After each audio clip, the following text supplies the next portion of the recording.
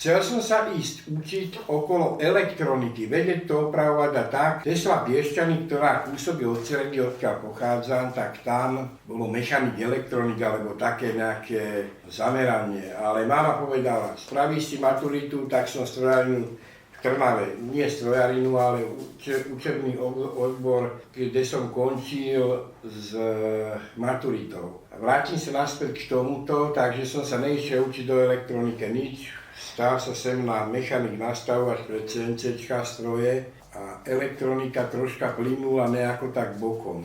Už ako prvák na učilišti som mal kamarátov z Trnavy, v Taske som sa ináč učil, Trnavské automobilové závody a tí chodili na burzy do Bratislavy, do sadu Janka Kráľa. To sa bavíme o roku 80, možno 81. A tam som pričuchol k takým nahrávky, inak som bol komunistický dižďokej, takže som hrával.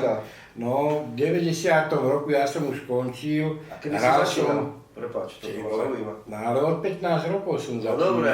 Od 15 rokov som začínal, u nás je Sredý Kaštiel a to sa volalo, že peklo. Tak prvý som tam začal hrávať diskotéky, to bolo v takej klembe, klembovité to bolo a strašná vlhkosť tam bola, takže výškové HF 50-ky selešný, dobre hovorím, my pravidelne horeli tam, ale o tom nechcem hovoriť, no ale s diskotékami aj peniaze nejaké išli, ale to boli také drobné, ako na tú dobu za jednu akciu 140 korún za večer a som sa tedy spoznal s jedným pánom, ktorý ma zasvetil aj do takých, ja neviem, vecí, ktoré normálny človek by ani nerobil, alebo veľmi zbehli všetké. Volal sa Dušan Novák a bol kapelník Unisongu, predtým sa to volalo Aurora. Ja som tam robil chvíľku technika unho, nosil som káble, zapájal som aparát, ale aj som ho ladil,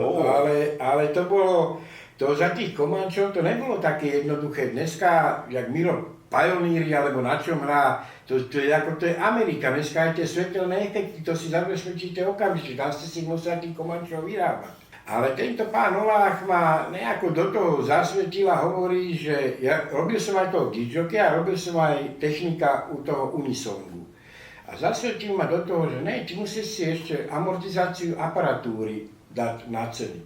No a tak som hľadal nejakého toho odhadcu, alebo tak, lebo už, ešte tej som nehral videodiskotéky, ale to troška preskakujem. Takže som hľadal nejakého odhadcu a nakoniec som nikoho nenašiel v Československu, alebo tak, aby mi hodnotil aparatúru, aby som vedel zhodnotiť tú amortizáciu tej aparatúry a premietnúť to do tej finančnej stránky za tú gážu. Tento pán Olach si nakoniec spravil dokonca ešte aj odhadcu elektrotechniky, výpočtovej techniky a takýchto vecí. Takže samozrejme aparát mi ohodnotil, mal hodnotu, ja neviem, mojím odhadom 30 000, ohodnotený bol na 110. Takže z toho už tá amortizácia, čo plynula, tak som nezarábal 140 za večer, ale 270. A nakoniec sa to stupnovalo. Veľmi šikovný majiteľ z Vezarmu, to bola za komunistov organizácia v Seredi, inak on bol aj starosta nedávno, a Martin Tomčány. Veľmi, ako 3 volebné obdobia, pokiaľ sa nemýlim, tam bol. A teraz hovorím, Martin, budeš kandidovať? Nie, nebudem, mám toho už plné brejle, alebo tak. No, dúfam, že som nič nepokazil, ty Martinko. A tento Martin bol dosť taký aktívny už za tých komunistov, takže okolo Zväzarmu sa točil, okolo takýchto vecí a založil S-klub, to bolo už v novej budove v kine Nova a predo mnou tam chvíľku hral môj známy, ktorý potom odišiel do Rock FM rádia v 90. rokoch robiť speakera a ja som to tam, ale to sa bavíme za komunistov, ja som za komunistov tam hrával a tam už som hral videodiskotéky. Takže som potreboval zakúpiť 2 videorekordéry, to boli Sony SLHF 100 Betamaxy, stereo Hi-Fi, tie mám. No tak tie si predstavíme na budúce. No mám ich aj zabalené krabici dokonca, nehovorím konkrétne tie. No a z tých som hrával a Tesla Color, myslím si, že to bolo nastrojané, hore bol televízor, žiadna projekcia tedy. Bol hore televízor a pokaždé, ak bol klip, tak som televízor zapal, mal som nastavené na tých hi-fi stereách, na tých Betamaxoch soňáckých klip, ktorý som za komunistov z Hurliceru natáčal z ORF-ky. Ale tam aj z Polska nejaké nahrávky sa dali hippie stereo získať a tak, takže sa hrávalo tak, že dajme tomu dve, išlo len audio a tá pesnička bolo už video, ve video formáte. A znova som potom televízor zasa, takže asi tak sa začali hrávať. A pamätáš si na nejaký velice úspešný videoklip, ktorý ti utkvel v pamäti? To si ma zaskočil. No.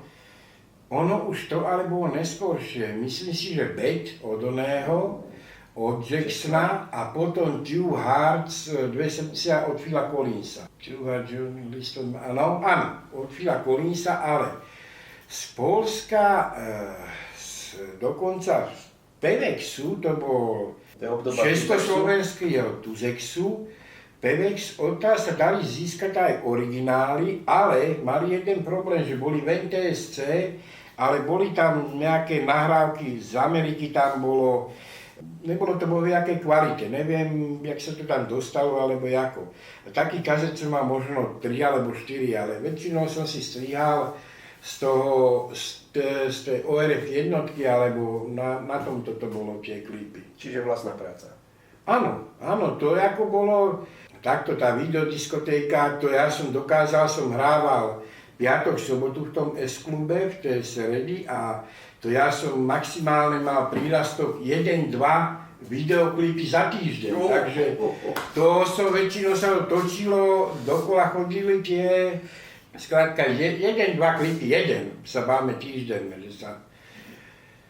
A čo ešte v tej diskotéke, ako ten aparát sa strašne ťažko zhánal. To keď ste hrali na tesláckých vecách, to malo slabú citlivosť, tie reproduktory.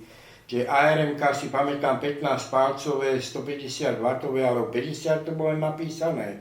Tak to boli také basáky, také pomerné, by som povedal, že dosť hluché. To neviem, či to nechodilo, ale od 50 Hz a ten spodok ste tam čistý nedostal do toho zvuku.